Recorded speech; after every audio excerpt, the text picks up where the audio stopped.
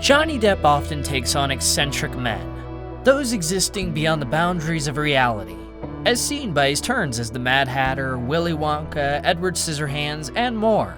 What lies behind is him growing up in a household not suited to children's well-being, with his mom's erratic behavior, her nerve pills, and irregular beatings.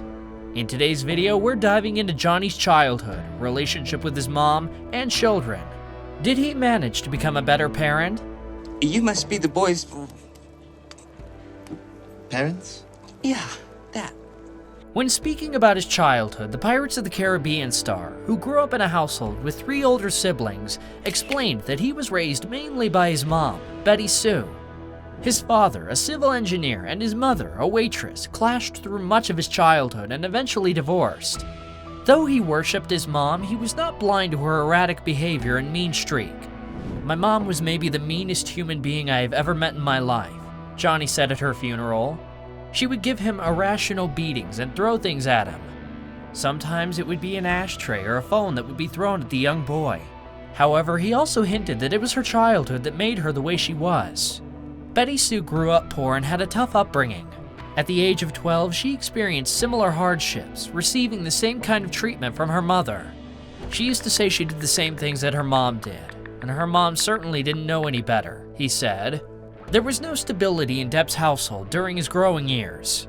They lived in Kentucky and then Florida, but the family moved around a great deal.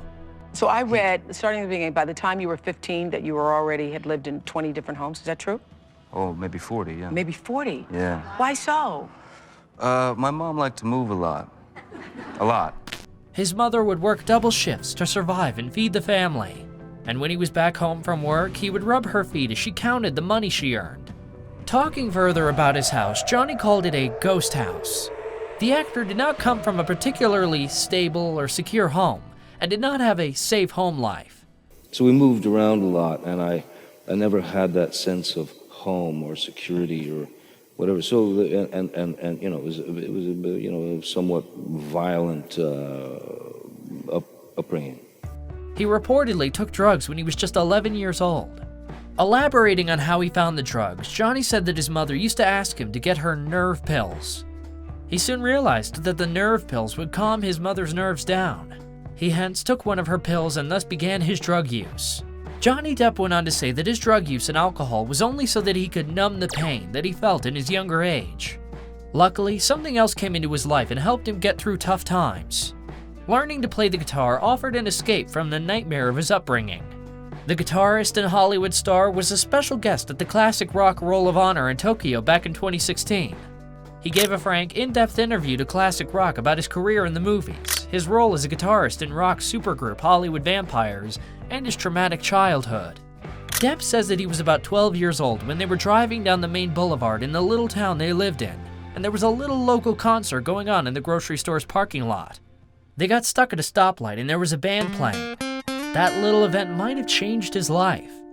After convincing his mother to buy him a shitty little deck of guitar for $25 and some little blue plush amp that sounded like it was just trash, the young Depp began a lifelong affair with music.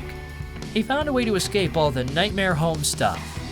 Depp said the violence mainly came from his mother, but added, "My dad was good with the belt, but those were different days.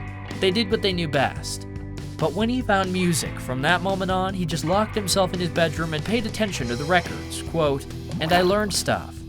I'll tell you one thing though, when he's on the stage banging on his guitar, that's him through and through. It's the real deal. You're seeing the real Johnny when you see Johnny on stage. Johnny has always been open about the fact that his mother often made his life an absolute misery. And now Private Eye Paul Baresi, who's working on a documentary about Johnny's doomed marriage to Amber Heard, has unearthed court documents that show how the future star was abandoned by his mother and left to fend for himself. In divorce papers filed in 1981 to end her marriage to John Depp, she declared that Johnny, the youngest of their 4 children, was emancipated and self-supporting. What do you want for you? Just for you. I want to be a good person. At this stage, Johnny was just 17, and it was still a good few years before he landed his breakout role in the horror film A Nightmare on Elm Street. So, he was forced to support himself by working part-time as a telemarketer. Needless to say, at age 17, Johnny was hardly financially self-sufficient and far from being emancipated. Paul says in Discovery Plus series Johnny Depp v. Amber Heard, "As far as I am concerned, his mother disowned him at a time when he unquestionably needed her most. And yet, Johnny didn't hold any grudges." Though their relationship definitely wasn't all sunshine and rainbows, Depp used one of his first big paychecks to buy his mother a farm outside Lexington, Kentucky. And during the later years, they did form a healthier relationship. Sadly, she passed away in 2016. At the time, the private star did not comment on the loss, and the devastating event was quickly overshadowed in tabloid headlines by the news that Amber Heard had filed for divorce from the actor. But later on, while being honored for his support of cancer patients, the actor opened up about his beloved mother's battle. "She was a hellcat," Johnny told audience members as he accepted Rhonda's Kiss Healing and Hope Award.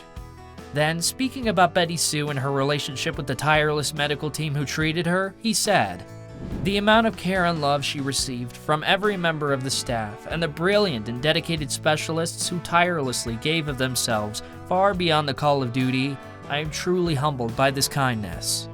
My mom and her family would have been very much lost in the darkness without these people." Depp continued, without specifying the illness from which his mother suffered. "We'll always owe them a deep debt of gratitude that is virtually impossible to repay." During Johnny's acceptance speech, he also discussed another deeply personal subject: his daughter, Lily Rose Depp's 2007 hospitalization after contracting an E. coli infection that caused kidney failure when she was only 7 years old. He lived in the London hospital for 3 weeks with Vanessa Paradis and their daughter, not knowing if she would make it or not. When my daughter was ill, and it was, I've known darkness in my life, but that was the darkest period ever, It was when I was doing Sweeney. Parents, please note that you have all my respect, and you have my promise to continue to fight this noble fight, right alongside you at any time. And we'll just never give up, Depp said. It's as simple as that.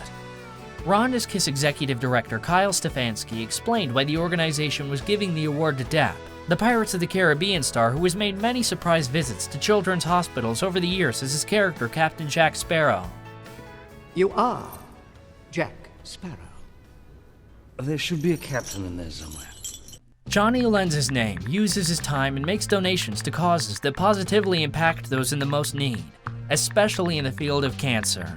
Raising money for cancer is a reminder that every day people are struggling with the disease and need the support to maintain their dignity and fight. While Johnny Depp continues to battle in the nation's courts and the courts of public opinion, others have chosen to focus on his accomplishments in film. It must be a welcome break from the onslaught of press surrounding his personal life.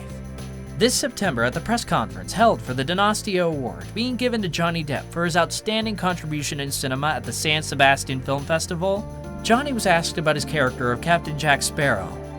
He responded that he will never leave him, that Jack is always ready to say stupid things to make people laugh. Asked if he would like to portray the famous role again, the actor told reporters, "I suppose this is the positive side of having, in a strange way, given life to those characters. I'll go to somebody's house. I'll perform at your kid's birthday party at this point." Speaking of visiting children as Jack, he says, I don't need a company to do that. I can just do that myself, and nobody can take that away. So that's the greatest pleasure of Jack Sparrow.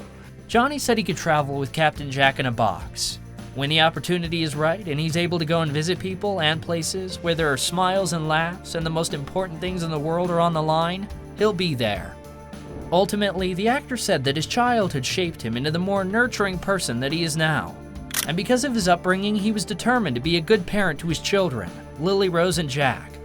When I had kids, the first decision I made was, I will raise them. I will do everything in the opposite.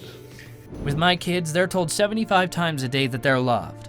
One thing I know is they feel loved and secure and happy and needed and necessary and a part of something. That's all we have for you today, Juicers. As always, thanks for choosing us. Spread the word and don't forget to subscribe and click that notification bell for more celebrity stories. And we'll be right back. Be well and be kind.